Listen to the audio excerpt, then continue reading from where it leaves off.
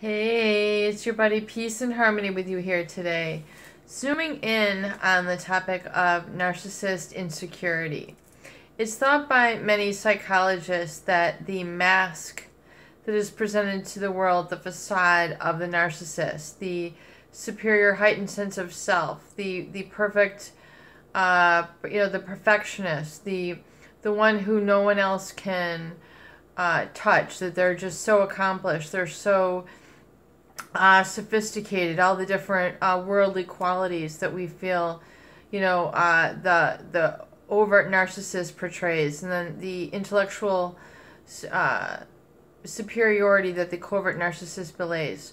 What I'd like to do is kind of really delve into here on the inner core, really what is underneath the mask of the narcissist.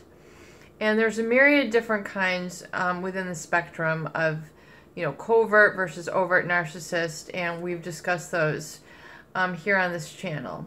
But what I would really like for you to understand and grasp is that the narcissist, the real person underneath the mask, is someone who is very insecure.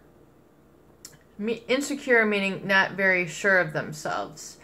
And in essence, when we think about all the various relationships that they cultivate, they're always constantly kind of pitting themselves against another. So they're always trying to one up, almost be in a competition, trying to always be better than the other, better than the next, better than anybody else. The superiority, the deserving to only associate with high status people and organizations. It's not even like a natural.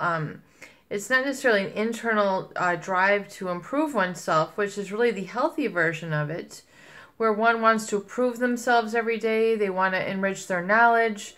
They want to deepen their sense of humanity, their love of life, their relationship with their creator.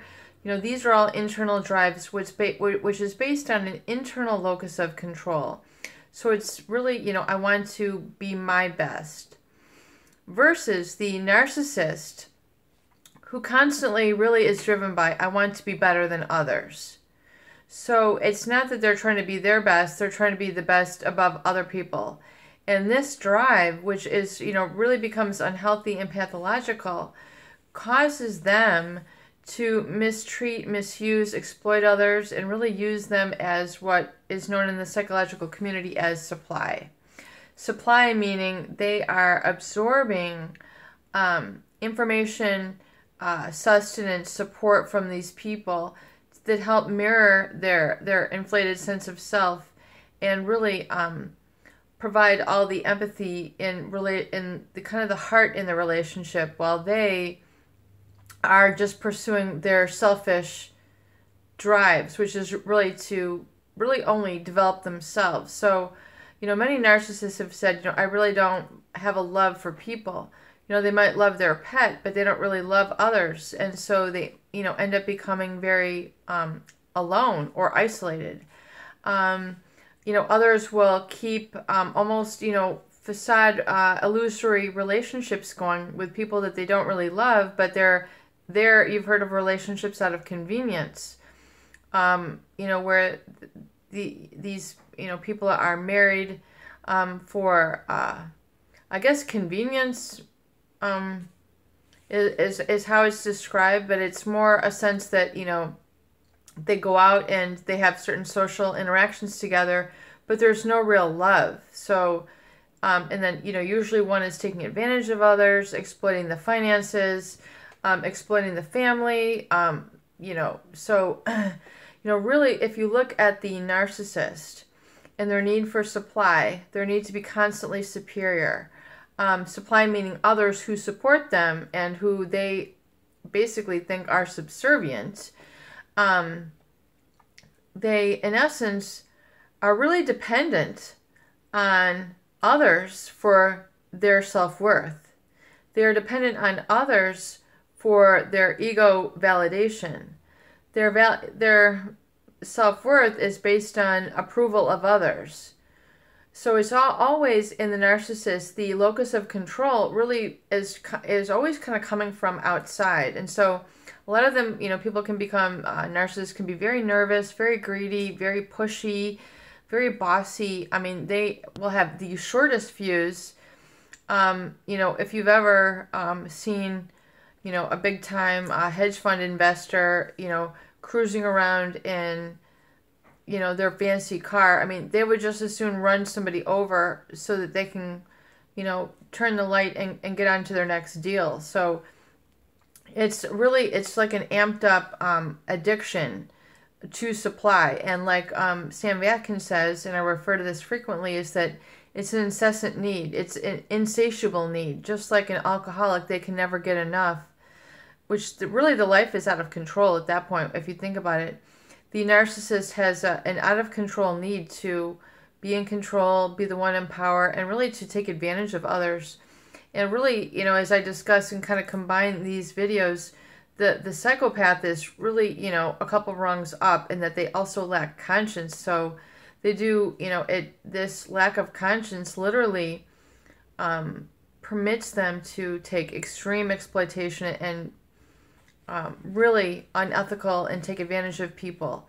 So they're extremely hollow inside and will be extremely I mean, cruel really isn't even the word. There's sometimes words I feel can't even describe really how really evil they are. So we're not going to go there now, but I just want you to understand that the narcissist, you know, is constantly trying to compare themselves to others, and they really almost don't really exist. They don't have a sense or gauge of themselves unless they're kind of comparing themselves with others.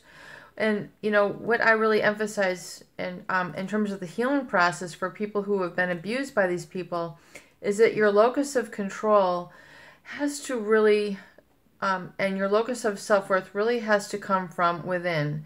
So it's not based, and this is a very healing process. A lot of people, you know, maybe were born with this, were mirrored that in their family. A lot of people have to learn this. And this is really the origin and seat of self-esteem, which means self-worth, which means you know how to navigate in the world and know what you will put up with and what you won't put up with. And that has to come from within.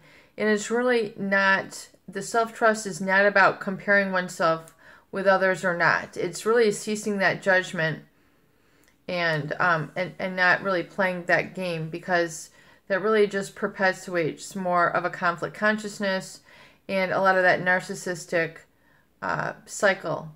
So if you know, think about that in your life and realize if you've been kind of really desiring that inner sense of strength, you know, realize that that comes from within, and it's not at all, it's based on something that is sourced within you and a personal connection with you and your higher self, and not just how you compare it to others. Peace and harmony with you here today. I hope these videos help. Please share and please subscribe for more great tools, videos, discussion, and support.